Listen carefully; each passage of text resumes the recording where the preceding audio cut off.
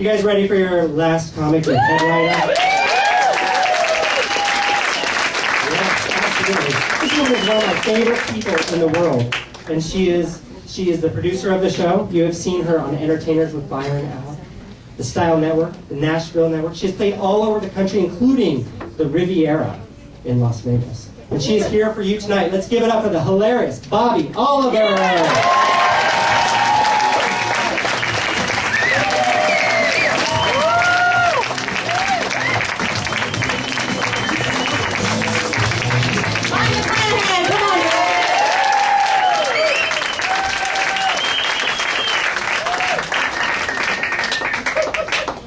That he brought me water instead of beer. Y'all, please give a big hand for my best friend, Sally Young.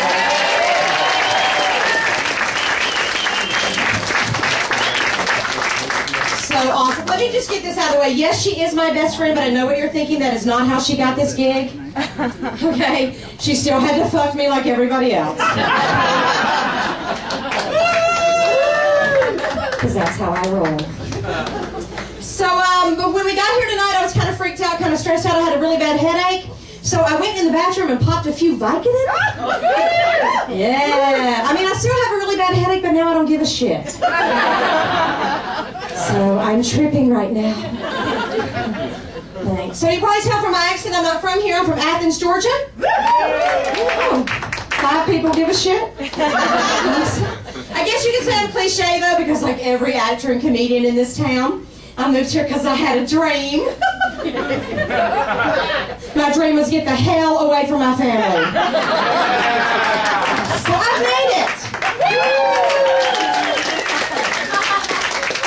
I actually recently cut off all contact with my family except for email. Because they haven't figured out how to make me cry over the internet yet. Although I'm sure that technology is coming soon. I grew up really poor. Anybody grew up poor? Yeah. Y'all just a bunch of rich motherfuckers right from this Republican section of the country. I'm poor. You're poor, yeah. Poor people are the proudest. We're always the proudest. Well, I don't know what you had growing up, but this is a true story. When we were growing up, y'all, there were 7 of us in a 2-bedroom, 1-bathroom trailer. Yeah. I remember my brother went to prison. He wrote me a letter. Dear Bobbie, this place is a palace. They only got 2 guys to a room. They eat 3 times a day. He said, I want to stay here forever. He said, I got a plan. They try to let me out of here, I'm going to kill somebody. My daddy heard me say recently that I'm from a trailer park, and he goes, you are not from a trailer park. We owned our own trailer and land. Ooh. Sorry. I guess I should have told that to the bullies when they were beating my ass at the bus stop every morning. No, stop hitting me. You don't understand. We own our own trailer.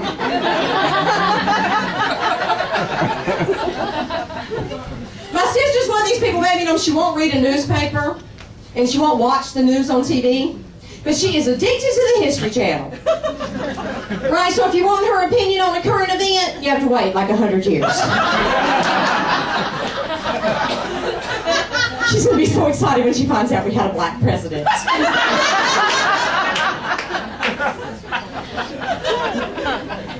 They took off an episode of my favorite TV show because they said it was a bad influence on kids. They didn't do that when we were little, did they? Hell no. Y'all, when we were little, after watching Mary Poppins, my sister jumped off the roof of our trailer with an umbrella. Nobody said cancel Mary Poppins. They just said, hey, that girl's stupid.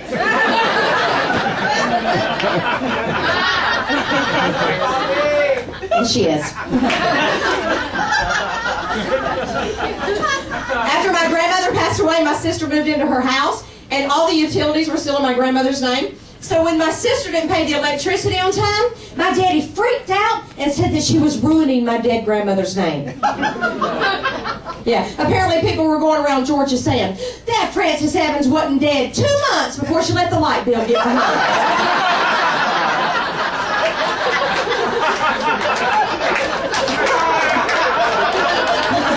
It was so important to have good credit. After after you're dead. My brother Ron's the biggest redneck of us all, if you can believe that. Last time I went over to his trailer, his double wide. Moving up. He opened up his freezer, y'all, and he pulled out a giant frozen snake. He goes, "This is my pet boa constrictor, Jethro." I was like, "Oh my God, what happened to it?" He said, "Well, the damn thing bit me, so I had to skin it." I said, "Do me a favor, don't get a cat." And then he said, my other boa constrictor, Jethro, my other boa constrictor about 6 feet long last time I seen it. That's been a while. I said, "I gotta go." And didn't I have a puppy with me? When I came in here? I found out recently that my brother Gerald just pawned his truck to buy pot. Yes. He pawned his truck to buy... Who even knew you could pawn a truck? And for pot? Not even for Coke? And how much pot can you get for a truck? Right, hopefully not a truckload.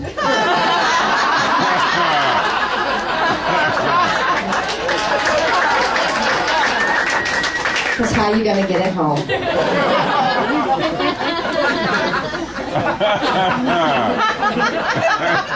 Everyone in my family but me thinks we're cursed. We're always talking about the family curse. The family curse. I'm like, y'all, we're not the Kennedys. We just make really bad decisions.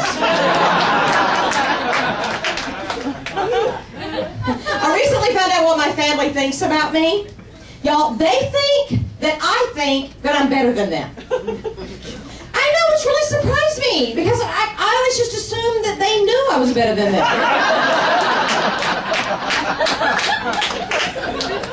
They keep trying to get me to Skype. I'm like, I don't want to talk to you now. I sure shit don't want to clean up my house and put on makeup every time you call.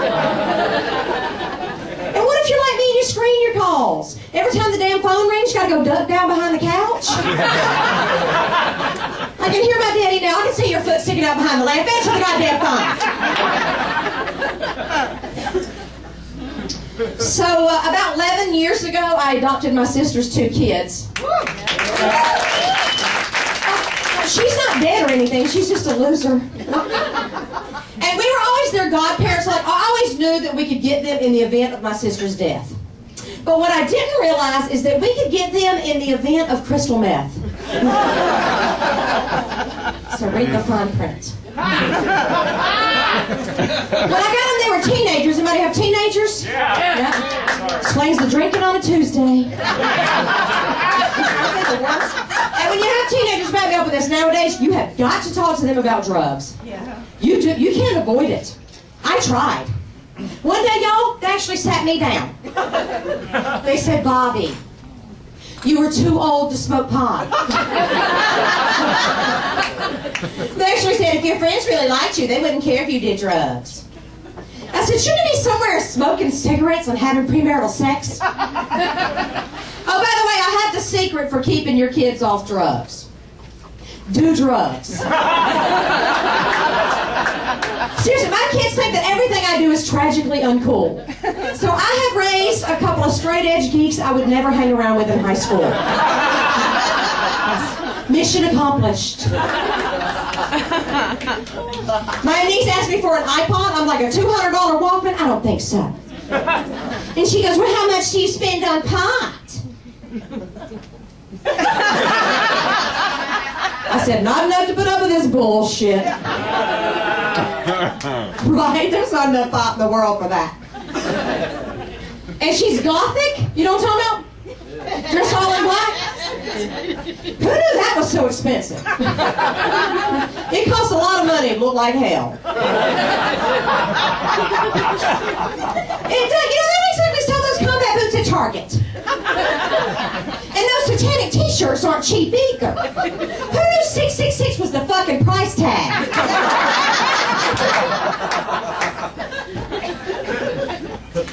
So I married a geek. And then we adopted a couple of little mini geeks. Yeah, so now we get to sit around the dinner table every night talking about stuff like Lord of the Rings and Dungeons and Dragons. No, one meal without talking about the Bridge of Aragon, the Sword of Avondale. I'm like, Jesus Christ, am I the only one in this family ever got laid in high school? Before the kids got to us, though, y'all, they were homeschooled.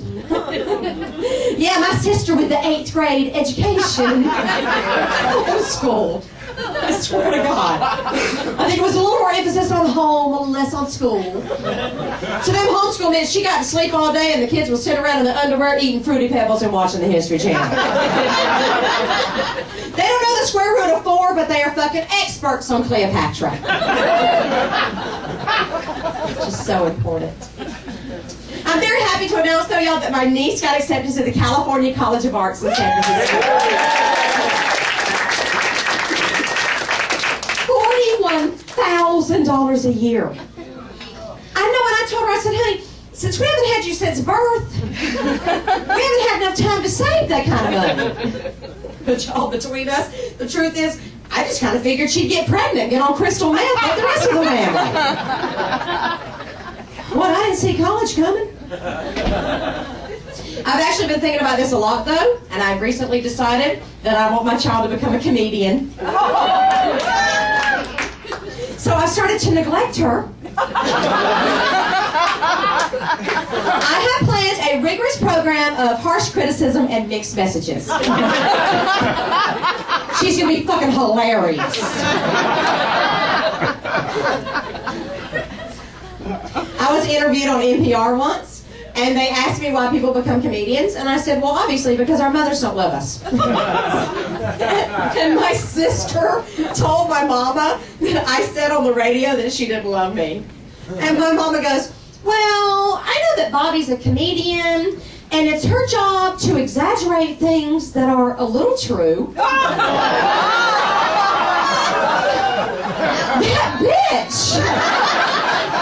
I fucking knew it! God. I was hanging around with a bunch of my girlfriends. Every single one of them said when they were growing up, their mother read their diary. Every one of them. My friend was like, my mother read my diary and she found out I wasn't a virgin anymore. It's like, you know, if my mother read my diary, she would have found out that I existed. Someone else lives here?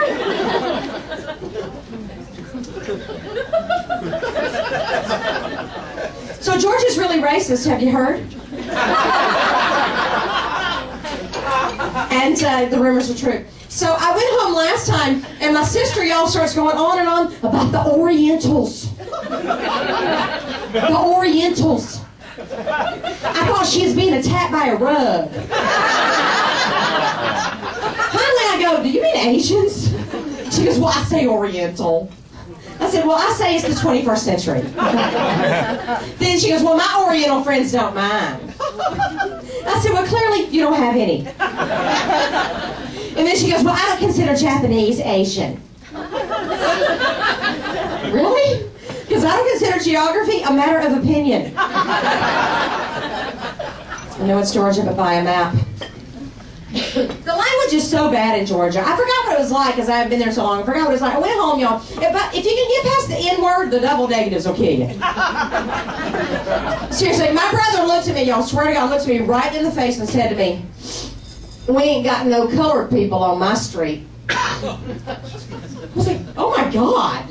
I can't believe you just said that. It's we don't have any colored people on my street. He's so ignorant. Thanks for getting that, by the way.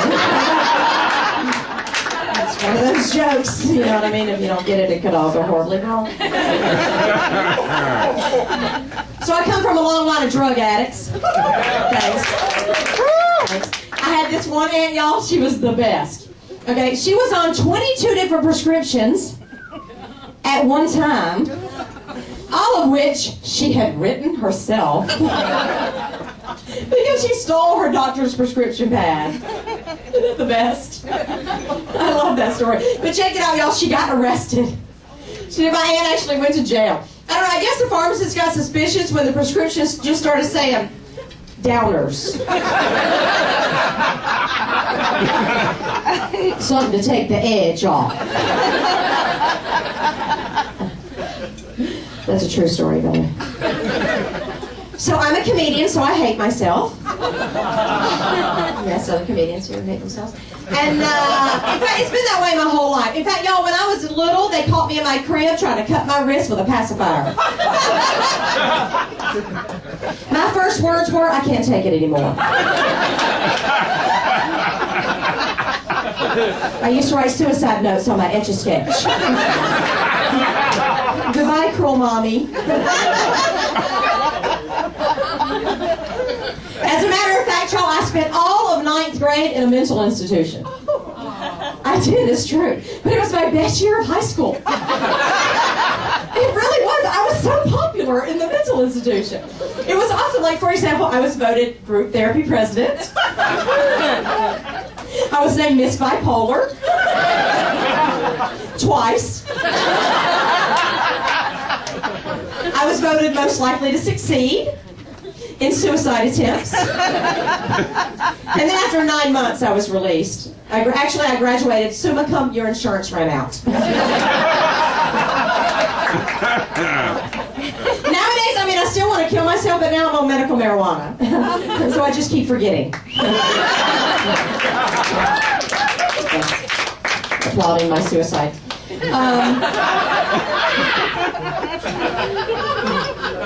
I lived in LA like 14 years old, and I really like living in LA because y'all, in Georgia, I'm the freak. In LA, you gotta be pretty fucking freaky to be the freakiest one in the room. Am I right? In Georgia, you walk into a Denny's on a Sunday not wearing church clothes, everybody turns around and looks at you like you're there to rob the place.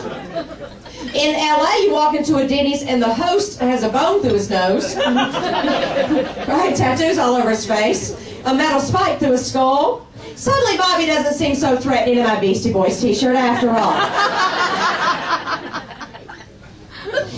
So, I remember my first big earthquake out here. Y'all remember that? Your first big earthquake freaked me out. I was in the shower when it happened. And I'm from Georgia. I didn't know what to do, so I was like, do I get out? Can I rinse off? And finally I decided to rinse off because I did not know what was going to happen, but I knew that I could not survive the aftermath of Dove body wash in my private parts. And I know my selfish family, y'all. I know them. They would not give up their emergency earthquake water to get soap out of my patootie. They're selfish people. So, and for being from Georgia, I didn't know what to do, so I was like, do I lay down in the bathtub? I was like, oh no, that's a tornado. And then I'm like, do I tape up the windows? Oh no, that's a hurricane. So then I remember what you're supposed to do for an earthquake, finally. And I stopped, dropped, and rolled.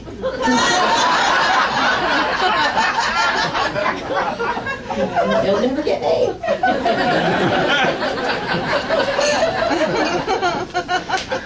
So comedy is weird in LA too. Comedy is weird. It's all about how many people can you bring to the show. Right?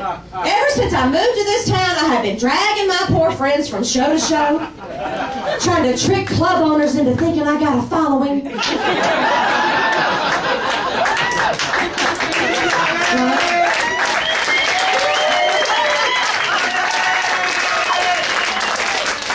One day this girl tried to get me to get my friends involved in this pyramid scheme selling long-distance phone service.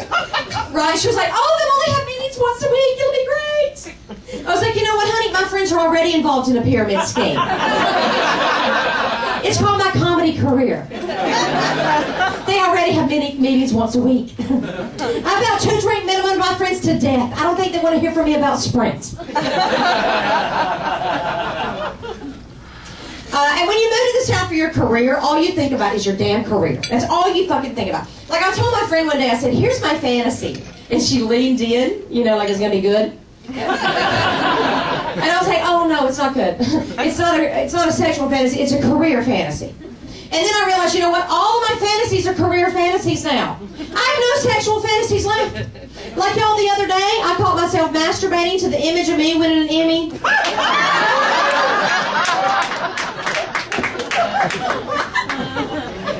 Is that wrong? I'm just kidding, it was an Oscar. Because that'll do it, right?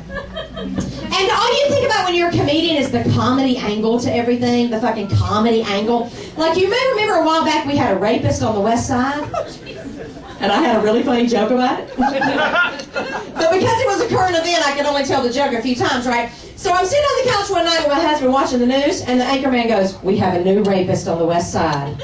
And I'm like, yes! I can tell my joke again. I'm like, what the fuck is wrong with me? I'm rooting for rapists at this point. Keep raping on the west side. Go rapists.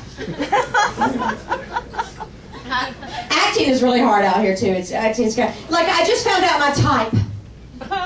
Yeah, you can go to a couple of auditions your whole life and never know your type. No, you can live on the East Coast your whole life. So I'm high, whatever. So Sally said it could be worse. I could not be high.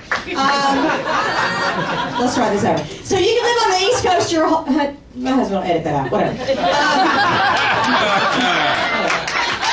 So I just found out my type. Thank you. That's funny already. Awesome. So, you can live on the East Coast your whole life and never know your type. You go to a couple of auditions, you find out your type real fast. Evidently, I'm the Bulldog prison guard type. Don't weigh 100 pounds in this town suddenly. You're a lesbian. But that's okay, because Quentin Tarantino's going to bring back the women in prison movie. I just know it. So actually, a few years ago, I lost 100 pounds. And then I gained 50 of it back. But that's okay. Hey, I'm an optimist. I choose to think of my ass as half full.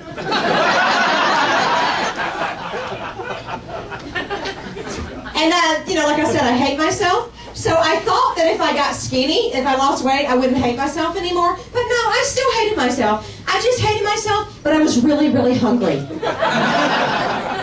At the same time, just not good. And I worked out like an hour a day, 7 days a week. The more I worked out, the grabbier all the guys got. I know, I felt like I was in training for a date rape. Thank you, Todd. So, part of me's like, maybe I should conform to Hollywood's idea of beautiful, right? And then part of me's like, fuck that.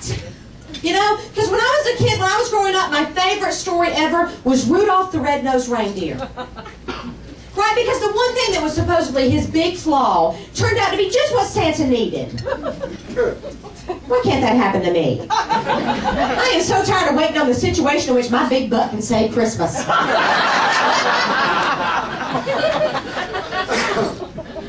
I was on the road once with this vegan comic. You know vegans, right? Yeah. Like they don't eat meat or dairy or eggs or food. And he worked out constantly and popped vitamins all day. And finally, one day I was like, "So, how do you feel?" And he goes, "I feel pretty good." Pretty good? I just had a quarter pounder with cheese and a pack of Ho-Hos. I feel pretty good too. I'm gonna put all that into it. I want to feel fucking great.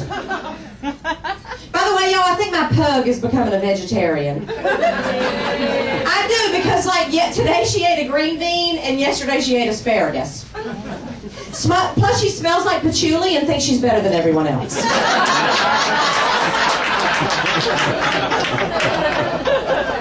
So I'm pretty sure.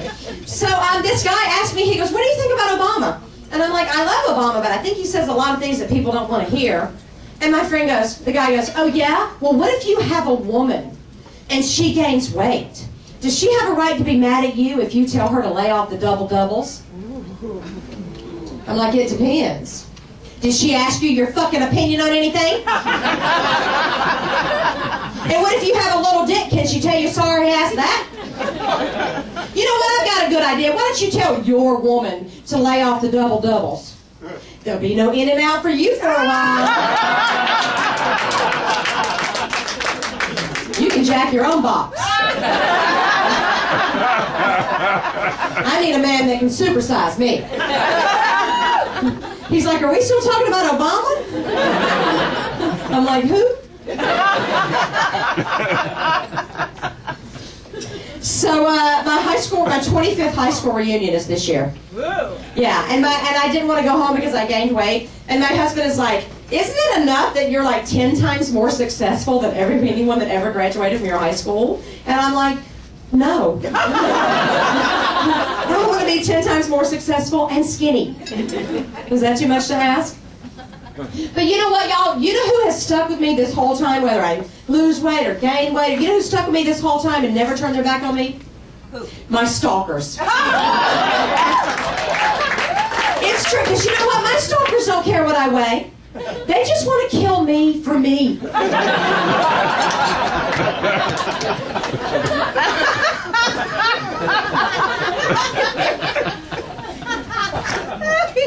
So on the way here, I passed the Hooters. Yes, down the street. And I noticed they have a sign in the menu, in the window that says, "Yes, we do have a children's menu." And I'm like, thank God. Because I'm pretty sure little Billy's ready to start objectifying women, but he can't quite finish a full plate of chicken fingers yet.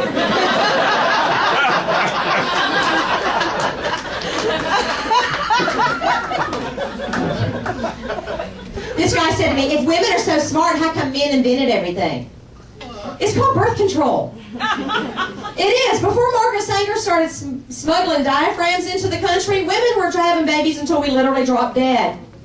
It's kind of hard hanging out in the basement for 10 years perfecting the phonograph when you got 12 kids hanging off your tits. Okay, you're not a genius, Skippy. You just had free time.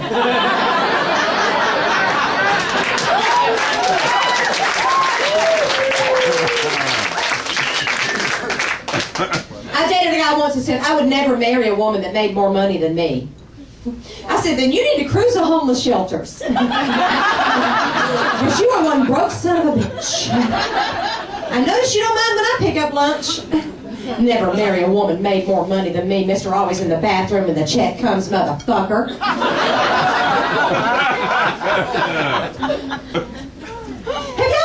That every male comic that thinks that women aren't funny usually has a 30-minute set on his dick? Which is usually about 25 minutes longer than they can do in bed.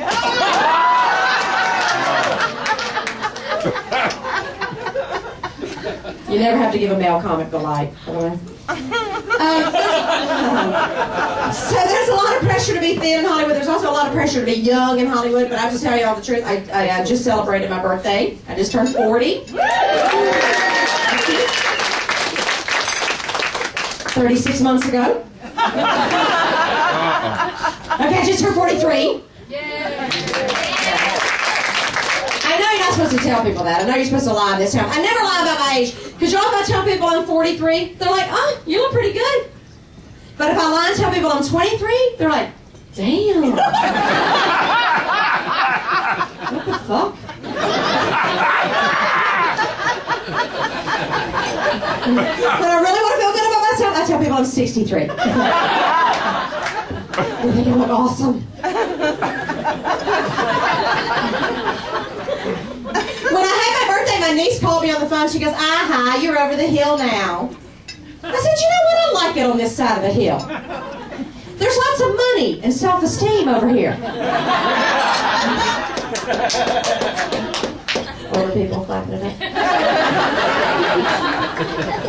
I took a real age test online. Anybody take one of those? Yeah.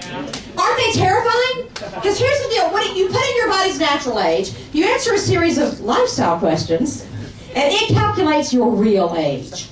Right? And I'm terrified of the results of this thing, because, you know, I've been around. Couple times. So I put in that my natural age is 43. I answer all the questions honestly, and it comes back and says that my real age is 43. What the fuck? Do you have any idea what I've done in my life? Seriously, y'all, I've done acid, cocaine, mushrooms, eating Denny's moons over my hammy, had sex with hitchhikers, used to smoke 2 packs of cigarettes a day for 10 years, and it didn't age me at all? Damn. I gotta kick it up a notch. When I leave here tonight, I gotta start smoking crack. With this guy right here. He's cute. I am old, though. I'm old. In fact, y'all, I know I'm old. So if you ever get a text from me and it says LOL and has a winky face, then you know that I've been kidnapped. And I am in the trunk of someone's car. I know I'm getting old, though, because, y'all, I still use my roach clip, but now I use it to pluck whiskers out of my chin.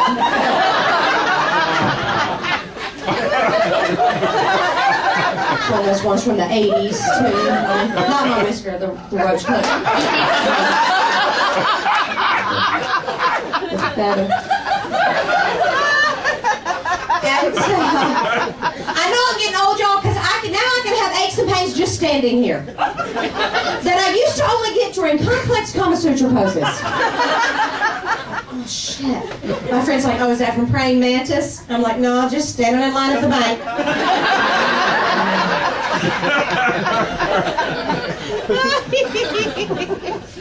I have a personal assistant, and someone said, oh, you have an assistant. What's she like? I'm like, she? Have you met me? Of course my personal assistant is a boy in his 20s. Hello? In fact, being my assistant is a lot like being in that band Menudo. Because you know as soon as you turn 30, you're going to be replaced. With someone younger and hotter. With a higher pitched voice. So I live in Eagle Rock. Any Eagle Rock people? Awesome. Can I get a ride home?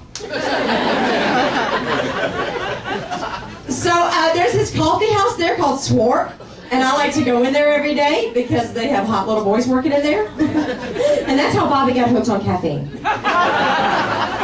So there's this guy named John who works there. He's 29, and I like to go in there every day and hit on him and pretend like I'm in his league. And I'd like to think, y'all, that when I leave there every day, he says to himself, man, I'd like to have a girl like that.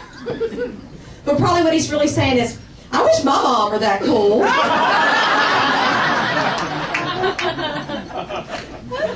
I mean, I know I'm only 14 years older than him, but I'm from the South. I could so be his mama. And if you knew me at 14, I could so be his mama.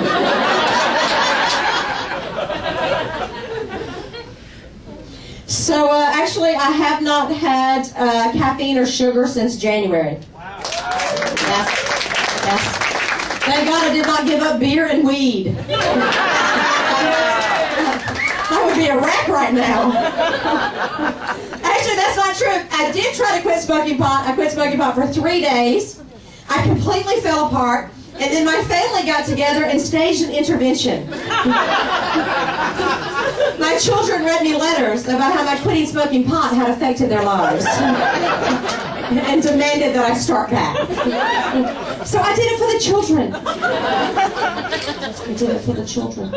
Actually, the reason I gave up caffeine and sugar is because I was depressed and I was studying brain chemistry. And what I read, y'all, is that a natural way to improve mood and to increase dopamine in your brain, a natural way is a banana. No, seriously, I tried it. It totally worked. Totally worked. And then I realized I was supposed to eat it. It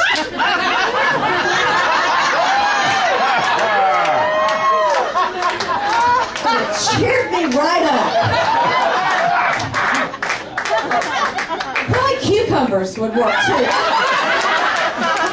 But bananas, what the article said. It's a little rough, but what potheads? What happened with Prop 19? What the fuck happened for legalization? You couldn't put down the bong for an hour, get off the couch, and go a block down the street.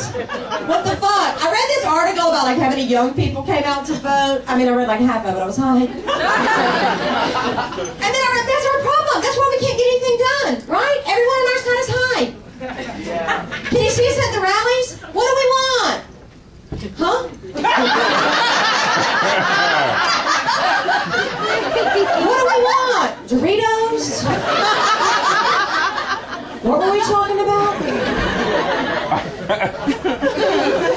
Everybody's always saying how potheads are such unmotivated and losers. I'm the most productive pothead you've ever met. Okay? Am I right? Am I not? I am. Hey, I get more done before noon than most people do all day. And I sleep till 10 o'clock. I can't remember shit, though, by the way, which is why I have to constantly look. I'm going to pretend like I'm drinking, but then I'll get really drunk. By the way, everyone said to me, oh my God, Bobbie, you're doing an hour? I can't believe you can go an hour without peeing. People who know me know how fucking funny that is right now. Have y'all seen the new Stanley Steamer carpet cleaner commercial? We drug test our employees. Who gives a shit? What are they going to do to my carpet? Right? Maybe I don't want them to drug test their employees. Maybe I need the guy that knows how to get the bong water smell out of the rug. I do need that guy, by the way. If you spill a bong in your house, just move. Just move. Yo, do you think it means that I've been living in LA too long because I put bottled water in my bong?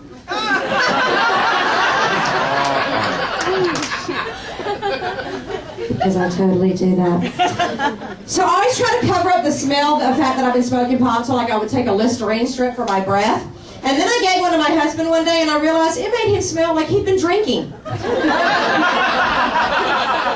So all this time I've been trying to convince people I'm not a pothead. I have tricked them into thinking I'm an alcoholic. And I always wear perfume to cover up the smell of pot, but that's the only time I ever wear perfume. So like if you see me and I smell good, then I'm high. In fact, if you see me, then I'm high. Thank you. Did you guys hear about that 3,000-year-old tomb they dug up? It had a big fat bag of weed in it. Did you hear about that? There was like an ounce of pot in this tomb for 3,000 years. And then 15 minutes later, it was gone. Archaeologists were quoted as saying, it was a little steamy, but the bud was kind.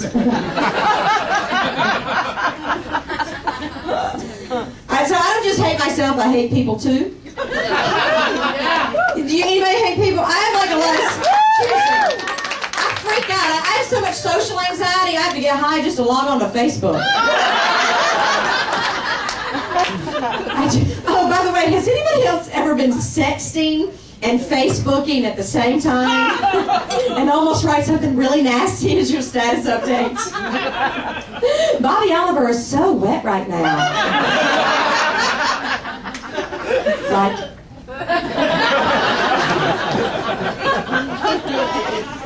My psychiatrist recommended I go to Sex Addicts Anonymous meetings. I know, and all I could think of is, oh, I bet they have cute boys there. Totally hook up. I have an addictive personality. Anybody else? Addictive personality. I'm addicted to everything. You know why I'm not on crack right now? Because I've never tried crack. It's that simple. Because 15 minutes after I try crack, Bobbie's going to be sucking dick in the alley. Some crack. You got any crack? You missed it on mine. So I have trouble sleeping, so Sally gave me some Ambien.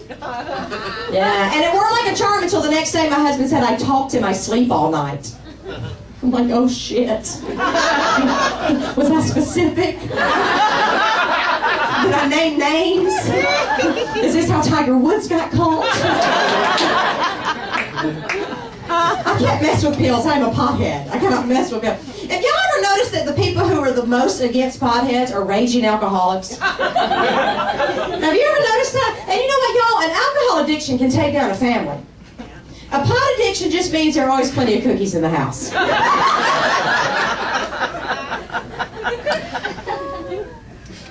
George Washington smoked pot. Who knew that?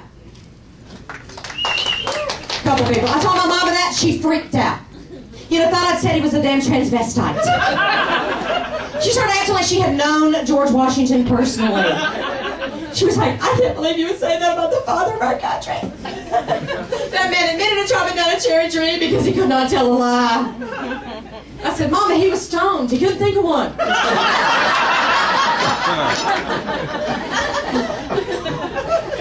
He would have. So when I get high, I start having really great ideas. Anybody else?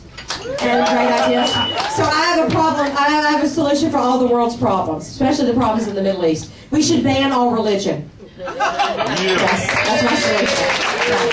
Because you know what? Religion is not the opium of the masses.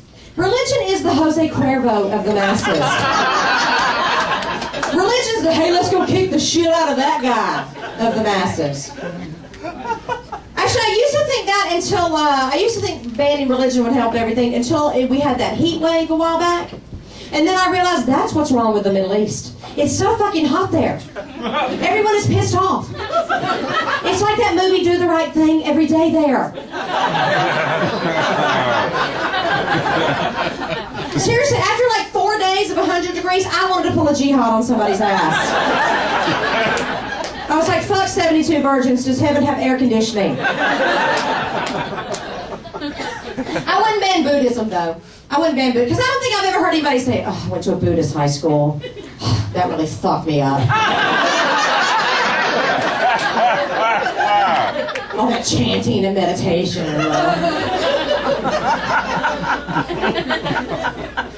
I read a lot of Eastern religion stuff, and I read a lot of, like I'm reading Eckhart Tolle, The Power of Now. Anybody read that, The Power of Now? It's all about being in the moment. Being in the moment. So I'm trying to be in the moment. So I'm in the moment now. I mean now. Right. I'm in the moment right now. Right now. Damn it. Never get it. Now.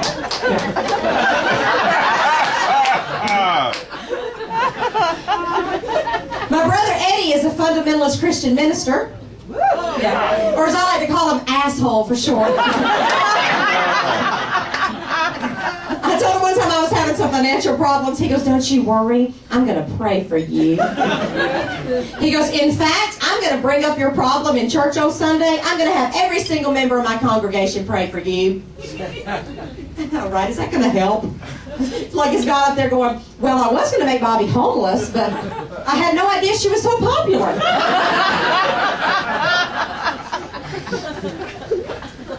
I'm an atheist, so, another atheist. By the way, why is there even a word for atheist? There's not a word for people who don't believe in dragons. Or fairies. They just call those people sensible.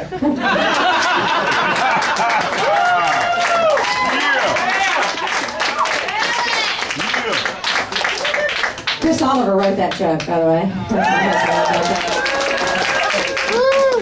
I give a lot of money to charity, and one time I sponsored some children and stuff, and I got a letter in the mail one time that said, "Thank you for feeding the hungry through Jesus Christ." And I just want to write back and go, "No, I did it through Bank of America." That's where my checking account is. So, all right, so, as a female comedian, you're always walking your car by yourself, late at night, in the dark. Oh, wait, I probably shouldn't be telling y'all that. Just kidding. So I'm walking my car one night in Hollywood after a show, and I feel this guy kind of walking behind me, so I start walking faster, and he starts walking faster. Shit. Sex pervert. Serial killer. Right, I'm imagining all the things he's going to try to get me to do to him on the side of the road. So I take off running, which I don't do very often. I take off running. The guy takes off running after me. I swear to God, down the streets of LA, chasing me. He runs and gets this far from my face, scared the shit out of me. He goes, excuse me. Have you accepted Jesus Christ as your personal Savior? What the fuck? I thought you were supposed to... Are you sure you don't just want a blowjob? Or to kill me? I really have to pee, by the way.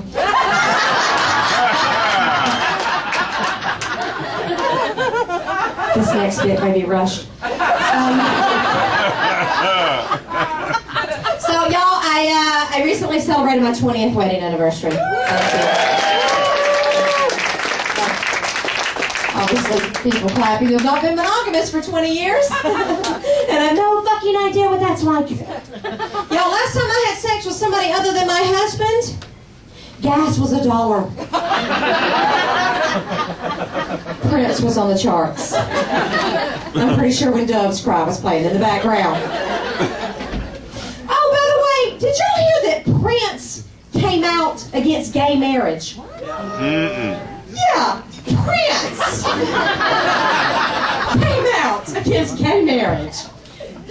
Fuck that little purple motherfucker. Right? You know how much money Prince has made over the years pretending like he sucks dick? It's like, you know what, Prince? I will take you off my iPod. I'm not gonna fuck to you anymore. You know you fucked a Prince. I've been with my husband for so long, y'all, I'm like really dependent on him now. And I was thinking, like, what would happen if he died before me? Like, I'm really freaked out that he might die before me. So what I've done is, as an insurance policy, I've started practicing a much less healthy lifestyle than him. So that I die first. So here's how it works. So he takes his bike to work. I lay on the couch all day. He has a piece of pie. I have to rest. He takes vitamins. I smoke crack. See where I'm going with this? And but then I got to thinking, you know what? He could still die before me. Like, he could get hit by a bus, right? And then I was like, oh no, what would I do if he died before me? And you know what I think I would do if he died? I think I would like lay in bed and cry for 6 months. Yeah. And then I would fuck little boys for 6 months. And then I would kill myself. I'm just kidding. I would totally fuck little boys for a year. Before I got married, I was, what do you call it? Oh, yeah, slut. Fellow sluts? No? She's like, no, it's not. Really, with that purple scarf, you're trying to say no slut. I'm just kidding. And what I would try to do is I would try to fill this hole in my heart with one night stand after one night stand. But young girls, okay, now that I'm older, take it from me, okay, now that I'm older, I can totally look back on that and I can see it for what it really was. The best fucking time of my entire life.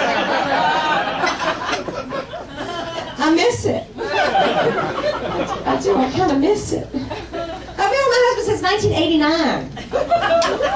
No, I got a bitch, y'all. I got the 20-year itch. I am itching to fuck a 20-year-old.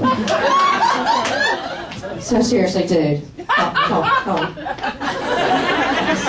Weed. That's how you get the young ones. You're covered in weed and they Sorry, I don't know why I said that. I'm a good wife, though. I would do anything my husband wanted. I'm a good wife. But I would fulfill any fantasy that he had. But between us, y'all, I secretly hope that it's his fantasy to watch me fuck a 20-year-old. That would be awesome. I saw on Oprah that this woman's husband had an affair for 10 years and she didn't know it. I know, 10 years. Y'all, the only way my husband could orchestrate a 10-year affair is if I helped him.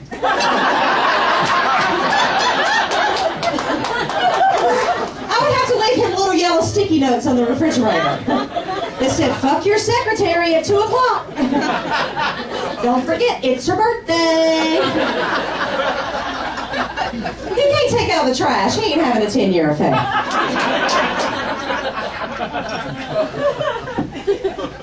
I'm very lucky, though, that I married the one man in L.A. that hates all sports and does not harbor a secret obsession for skinny Asian chicks. I know, you gotta love a man that loves big titties more than basketball. By the way, here's a tip for young girls, okay? Young girls, if you hate sports, marry a pothead hippie. Because the worst you will ever be subjected to is ultimate frisbee. Some hacky sack. Any women in here over 40? Women? Okay. I was about to say Sally and I are the only old horse in the room. But here's what I found out. My husband and I are the same age, and what I found out is that when a woman turns 40, our sex drive goes through the roof. Right? But when a man turns 40, it's just the opposite. So now, y'all, my husband actually has rules about how often we can have sex. Because evidently I'm a pest. And one of his rules is, y'all, only once a day. I know, right? So because I got breakfast, I don't get dinner. I swear to God this is true. And one of his sex rules is, he has to have every 4th day off. He said, I'm saving up. I'm like, for what? He has no idea how much money we have in the bank, but he knows how much he has in his bank. And evidently it's insufficient funds. Another one of his rules is, y'all, no sex after midnight. I know, right? I guess his dick turns into a gremlin. You can't feed it.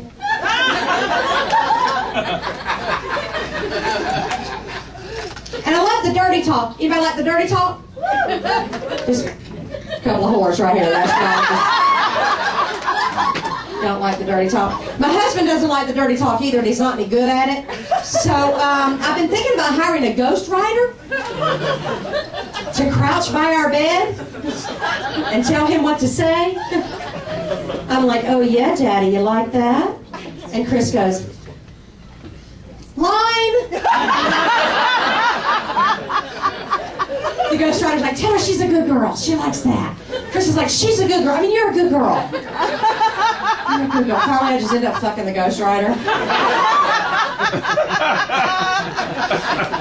He knows what he's doing. So actually, Chris has been pretty good with the dirty talk lately. He's been pretty, and we've been role playing and everything. I'm like, wow, honey, what's up? Like, what gives? And he goes, I think it's that improv class I've been taking.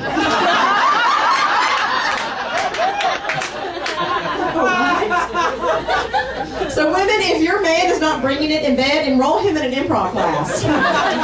He will be yes-anding in no time. Say, okay, I'm the cougar that lives next door, you're the teenager. Don't deny, don't deny. I now have my husband enrolled into a yard.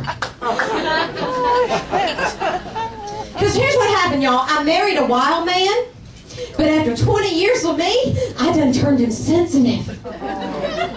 Yeah, I accidentally turned my husband into a feminist. Now he's so sensitive, I don't want to fuck him anymore.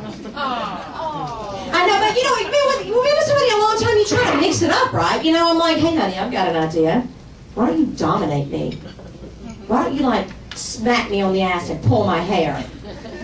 And Chris goes, I can't do that. That's misogynistic.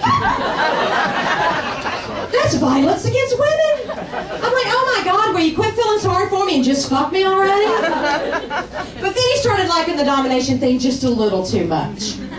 We're sitting there one night after dinner, y'all. He looks at me and goes, wash your dishes, bitch.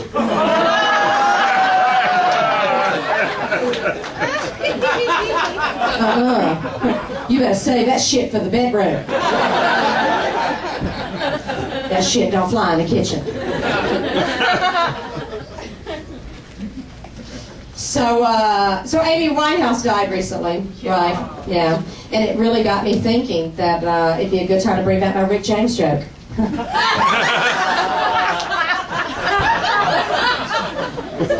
And because people were surprised that she died, right? People were surprised that Rick James died. I'm like, you didn't see the VH1 Behind the Music special? Rick James said he used to spend $20,000 a week on drugs. What kind of drug will $20,000 a week worth of not kill you? I'm not an expert. I'm pretty sure $20,000 a week worth of baby aspirin will kick your ass. Of course, I don't feel so bad about my $500 a month pot habit anymore. Not Rick B. I just saw the Tribe Called Quest documentary. I don't know if anybody else saw that. They're like my second favorite band. And something cool. Yeah, I came up actually as a young comic in this black club in Atlanta. And I was hanging out one night after the show, and the DJ puts on a CD. And I'm like, oh, cool. Is this a Tribe Called Quest? And my black friends were like, you know a Tribe Called Quest? How could a white girl know a Tribe Called Quest? There ain't black radio waves I can't get. We're all one big global media now, people. Right now, there's someone in Cambodia on a rice paddy going, can I kick it? Yes, you can.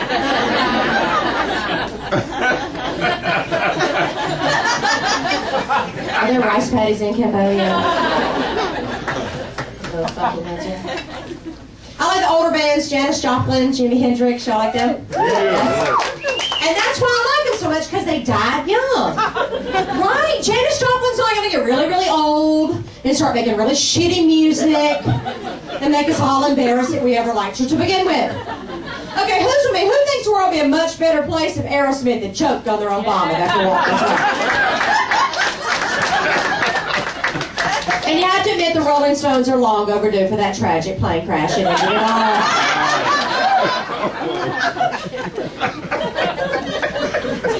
those fuckers never fly. This guy texted me one night. He goes, "I'm listening to Aerosmith and I'm thinking about you." I'm like, "Yeah, you listen to Aerosmith, you're bound to think of a chick my age." Nobody ever texted me and said, "I'm thinking about you while I'm listening to Justin Bieber." When I was in college, all my friends were deadheads. Grateful Dead people, yeah, Grateful Dead people. They would do all this acid, go see the Grateful Dead, come back 6 months later freaking out. When they came in, I was always the same thing. "Oh my God, Bobbie, that's incredible. The Dead are great." No, y'all, acid is great. The Dead are mediocre. 50 hits of acid, let's see Lady Gaga. I'd probably follow her around the country too.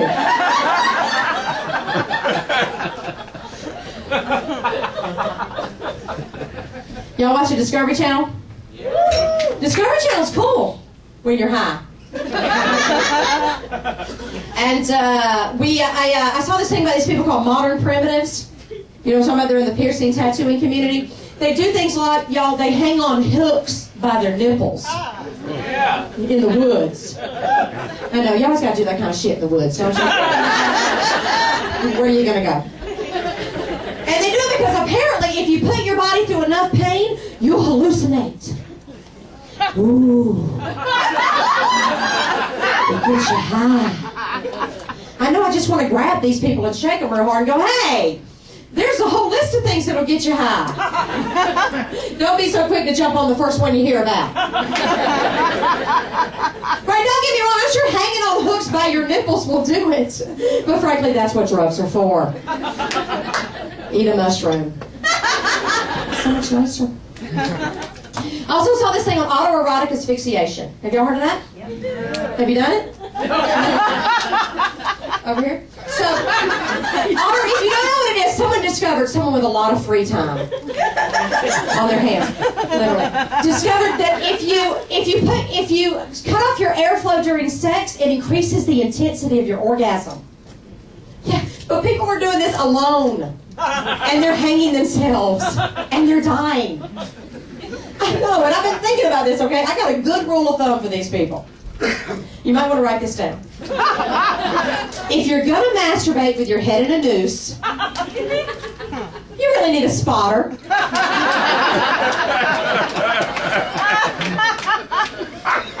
Just bring a friend. Of course, if you had a friend, would you be into autoerotic asphyxiation? We also saw A Brief History of Time with Stephen Hawking. Y'all know Stephen Hawking? Yeah. If you know Stephen Hawking, he has, like, I think it's Lou Gehrig's disease. He's lost a use of his entire body. He can't even speak, just one finger. He's typing shit out with one finger. But here's the thing to know about him. Since getting this disease, not before, since getting this disease, he's become an author, a professor, and an astrophysicist. Boy, am I a loser. I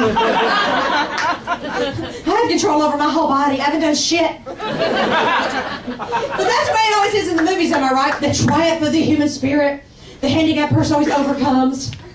I hate those movies. I do. Just once I want to see a movie about a handicapped person that just says, "Fuck it."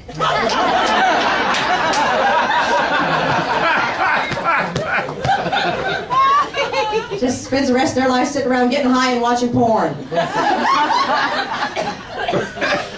You know that's what I would do.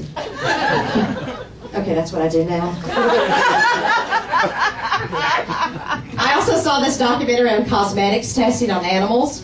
Y'all, we should not be doing these tests on animals, am I right? Right. We should be doing these tests on serial killers. Right? Okay, I've been thinking about this. I got a plan. We gotta spend all this money to keep Charles Manson in prison for the rest of his life. No. We couldn't stop by and put a little shampoo in his eye every now and then?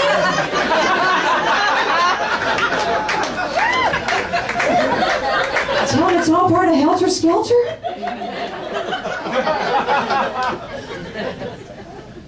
You guys have been really great, by the way. Really, really, really, really awesome. And I really appreciate y'all coming so much. You rocked. And I'm going to tell you one more joke. You guys ready for the last joke of the night? And then we're going to go get fucked up. Well, Sally's probably already fucked up. All right, last joke of the night. Last joke of the night. So, for a while when I was a teenager, I lived with my Southern Baptist grandmama. Woo, party all the time. I get home like really late from a date one night, and she's waiting up for me. She's freaking out, y'all. She's like, I just hope you realize that on Judgment Day, the good Lord is going to flash your life up in the sky like a movie picture for the whole world to see. Oh, yeah, fellow sluts. Everything you ever do with any boy is going to be flashed up in the sky, just like a movie. All right, what am I supposed to say that? I'm like, oh, good, Grandma, maybe go on a roll of credits and I can find out what some of their names were. My name's Bobbie. Thank you guys so much.